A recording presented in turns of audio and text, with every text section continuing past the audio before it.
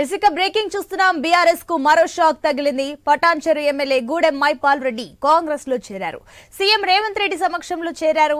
మైపాల్ రెడ్డికి సీఎం రేవంత్ రెడ్డి కండువా కప్పి పార్టీలోకి ఆహ్వానించారు.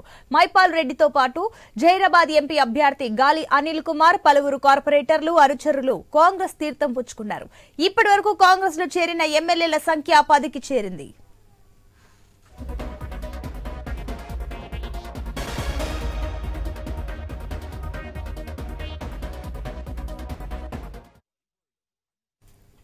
ఇసుక బీఆర్ఎస్ కు మరో షాక్ తగిలింది. పటాన్చెరు ఎమ్మెల్యే గూడెం మైపాల్ రెడ్డి కాంగ్రెస్ లో చేరారు. సీఎం రేవంత్ రెడ్డి సమక్షంలో చేరారు. మైపాల్ రెడ్డికి సీఎం రేవంత్ రెడ్డి కండువా కప్పి పార్టీలోకి ఆహ్వానించారు. మైపాల్ రెడ్డితో పాటు జైరాబాద్ ఎంపీ అభ్యర్థి గాలి అనిల్ కుమార్, పలువురు కార్పొరేటర్లు, అనుచరులు కాంగ్రెస్ తీర్థం పుచ్చుకున్నారు. దీనికి సంబంధించి మరిన్ని డీటెయిల్స్ మా స్పెషల్ కరెస్పాండెంట్ సునీల్ అందిస్తారు. ఎస్ సునీల్. ఉమ్మడి మెదక్ జిల్లాలో బీఆర్ఎస్ కి గట్టి షాక్ తగిలింది. మొట్టమొదటి వికెట్ కూడా పడిపోయిందనే చెప్పాలి.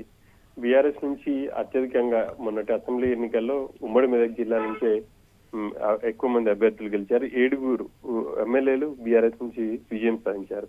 ఇక మొట్టమొదటిసారిగా ఈ జిల్లాలో బీఆర్ఎస్ కి ఎమ్మెల్యే గుర్తు చెప్పారు. పటాన్చెరు నుంచి ప్రాతినిధ్యం వహిస్తున్న మైపాల్ రెడ్డి ఆయన కాసేపటి క్రితమే సీఎం సమక్షంలో కాంగ్రెస్ లో చేరారు. కండువా కప్పి సీఎం ఆయనకు పార్టీలోకి ఆహ్వానించారు. ఈ కార్యక్రమంలో ఉమ్మడి జిల్లాకు చెందినటువంటి సీనియర్ నేతలు, ప్రస్తుతం మంత్రులుగా ఉన్నటువంటి దామోదర రాజనరసింహ, ఆ తర్వాత సీనియర్ నేత మాజీ ఎమ్మెల్యే జగ్గారెడ్డి, వీళ్ళందరూ కూడా ఈ కార్యక్రమంలో పాల్గొన్నారు.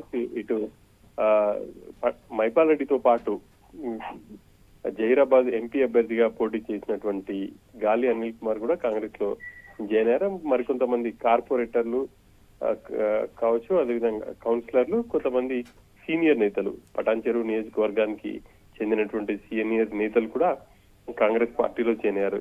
ఇక పటాన్చెరు ఎమ్మెల్యే మైపాల్ రెడ్డి కాంగ్రెస్ లో చేరికతో ఇప్పటి వరకు బీఆర్ఎస్ ని వీడి కాంగ్రెస్ లో చేరినటువంటి ఎమ్మెల్యేల సంఖ్య 10కి చేరింది.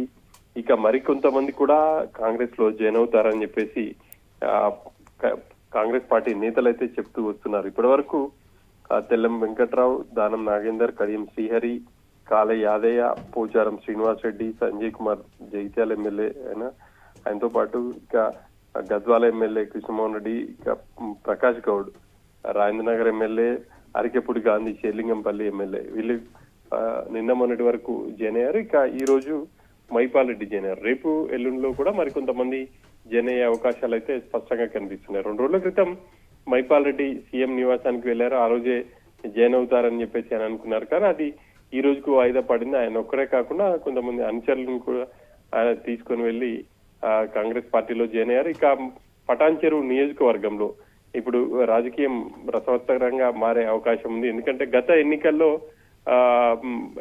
ఇటు కాంగ్రెస్ పార్టీ నుంచి కాటా శ్రీనివాస్ గౌడ్ పోటీ చేశారు. తర్వాత నీలం మధు ఆయన బీఎస్పీ నుంచి పోటీ చేసి ఆ తర్వాత కాంగ్రెస్ లోకి వచ్చి మొన్న ఎంపీగా పోటీ చేశారు. ఇక మైపాల్ రెడ్డి అసెంబ్లీ ఎన్నికల్లో బీఆర్ఎస్ నుంచి పోటీ చేసి విజయం సాధించారు. ఇప్పుడు ప్రస్తుతం అందరూ కూడా కాంగ్రెస్ లో ఉన్నారు. అక్కడ ఈయన రాకను కూడా కొంత వ్యతిరేకించినప్పటికీ హైకమాండ్ నేతలు వాళ్ళకి సర్ది చెప్పే ప్రయత్నం అయితే చేశారు.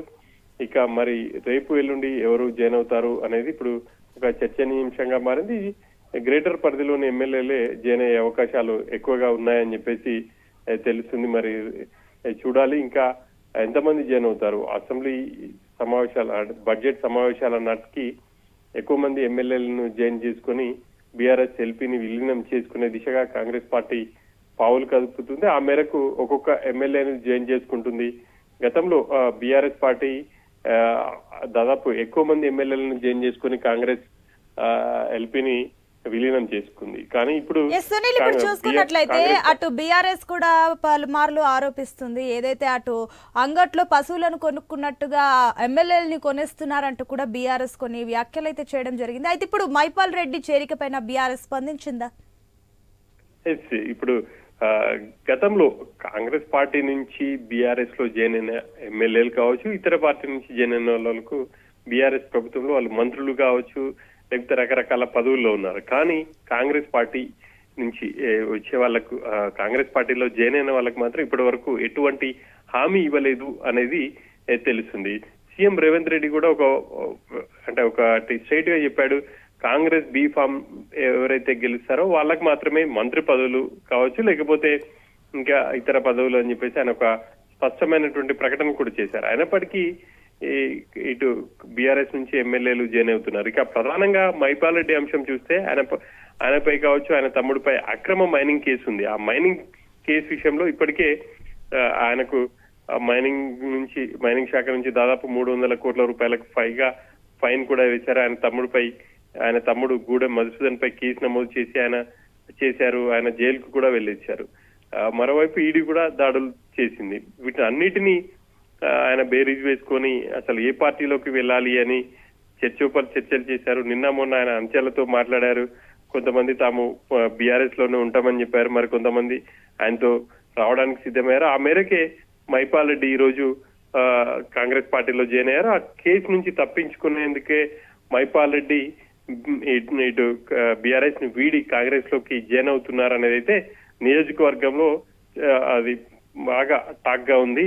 మరి ఇటు కాంగ్రెస్ పార్టీ నేతలు కావచ్చు, లేకపోతే మైపాల్ రెడ్డి కూడా ఆయన అంచెలతో తనపై కొంత ఇబ్బందికరమైనటువంటి పరిస్థితులు ఉన్నాయి, ప్రెషర్ ఉంది అనేది ఒకటి ఆయన అంచెలకు చెప్పినప్పటికీ ప్రధానంగా ఆయన మాత్రం తాను నియోజకవర్గ అభివృద్ధి కోసమే ఇటు కాంగ్రెస్ పార్టీలో జాయిన్ అవుతున్నానని చెప్పేసి చెప్తున్నారు. మరి రేపటి నుంచి పటాన్చెరు నియోజకవర్గంలో ఎలా ఉంటుంది అనేది చూడాలి. ఎందుకంటే గత అసెంబ్లీ ఎన్నికల్లో వేరు పార్టీల నుంచి పోటీ చేసినటువంటి అభ్యర్థులంతా కూడా ఇప్పుడు కాంగ్రెస్ పార్టీలోనే ఉన్నారు. కాబట్టి 3 గ్రూపులుగా ఉంటారా, లేకపోతే అంతా కలిసి పనిచేస్తారా అనేది కూడా ఒక చర్చనీయాంశంగా మారింది. మిగతా జిల్లాల కంటే ఇప్పుడు మనం చూసాం, వివిధ నియోజకవర్గాల నుంచి జాయిన్ అయినటువంటి ఎమ్మెల్యేలకు కొంత వ్యతిరేకత వ్యక్తమైంది. ప్రధానంగా జగిత్యాలలో చూసాం, అక్కడ జీవన్ రెడ్డికి హైకమాండ్ కూడా మాట్లాడింది. ఇక్కడ కూడా కొంతమంది నేతలు మాట్లాడినప్పటికీ ఎవరి గ్రూప్ వాళ్ళకు ఉండే అవకాశాలు అయితే ఎక్కువగా కనిపిస్తున్నాయి. మరి దీన్ని కాంగ్రెస్ వాళ్ళని ఎలా మేనేజ్ చేస్తుంది అనేది చూడాలి. ప్రస్తుతానికైతే ఎమ్మెల్యేలను జాయిన్ చేసుకున్నామనేది ప్రధానంగా కనిపించినప్పటికీ స్థానికంగా మాత్రం ఎవరి గ్రూపులు వాళ్ళకు ఉండే అవకాశాలు అయితే కనిపిస్తున్నాయి. Right Sunil, thank you.